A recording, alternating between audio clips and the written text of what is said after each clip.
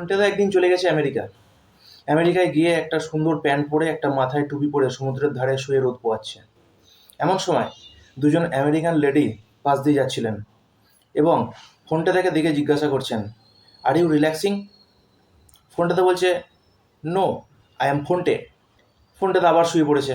কিছুক্ষণ পর আবার একজন লেডি পাশ দিয়ে যাচ্ছিলেন, উনি জিজ্ঞাসা করছেন, আর ইউ রিল্যাক্সিং? তো ফোনটাদা উঠে বলছে, নো, আই এম ফোনটে। এই দেখে ফোনটাদা প্রচুর বিরক্ত হয়ে গেছে। ফোনটাদা ওখান থেকে উঠে সমুদ্রের ধার দিয়ে হাঁটছে। হাঁটতে হাঁটতে দেখছে একজন ভদ্রলোক সমুদ্রের ধারে শুয়ে রোদ পোয়াচ্ছে। তো ফোনটাদা ওই ব্যক্তিকে জিজ্ঞাসা করছে, আর ইউ রিল্যাক্সিং?